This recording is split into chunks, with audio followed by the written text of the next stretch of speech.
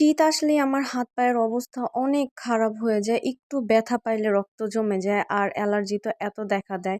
আর এদিকে আমার ব্রাউনিকে তো গোসল করানোই যাইতেছে না। আমি ২ দিন ধরে চেষ্টা করছিলাম তাকে একটু পোছায়া দিতে আরকি। একটু গরম পানি করে একটু আলতোভাবে পোছায়া দিতে, কিন্তু সে দিতেছিলই না। যাই হোক, এদিকে আবার আমার খুব ক্রেভিং উঠছে যে আমি আজকে তোমার ডালের বড়া খাবো। তা আমি অনেকগুলো ডাল, মানে ২ টা ডাল ছিল এখানে, আমি অনেকগুলো ডাল এগুলো ব্লেন্ডার করে ফেলছি। আর এটা একদম বেশিই ব্লেন্ডার হয়ে গেছিল। আর এগুলা মানে এতগুলা করছি যে মানে একদিনে সবাই খাবার খাইয়া মানে থাইক্কাও গেছে। আর কি করার, মানে যখন আমার একটু মন মেজাজ মানে একটু এদিক ওদিক হয় মানে কিছু করার জন্য, তখন তো আমি ওটা করি। আর এদিকে আমার এগুলা ভাজাও শেষ।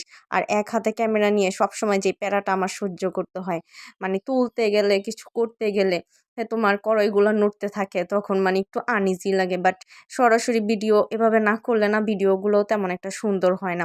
তাই চেষ্টা করি যে একদম ক্যামেরার সামনে একদম রেখে তারপরে ভিডিও করার।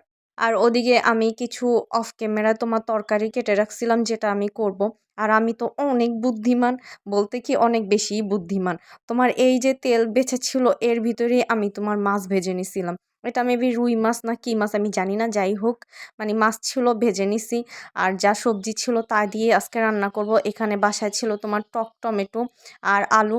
তো এখানে আমার এটা দিয়ে রান্না করছি। আর দেখো এটা কি সুন্দর হইছে। আর জানো, রান্নার ভিতরে সবচেয়ে বেশি সুন্দর একটা পার্ট হলো যেই সময় আমি জিরা ইউজ করি বা ধনেপাতা ইউজ করি। আর আমার কাছে এই জিনিসটাই ভাল লাগে। একদম শেষে যখন ধনেপাতা দেই না, তখন এটা যেটা স্মেল আসে, একটা কড়া স্মেল ধনেপাতার, এটা যে এত সুন্দর লাগে। আর তখন মানে ওই গরম গরম অবস্থায় খেতেও খুব ভাল লাগে। আর আজকের ভিডিও এই পর্যন্তই ছিল। টাটা, ভালো থাকবে সবাই।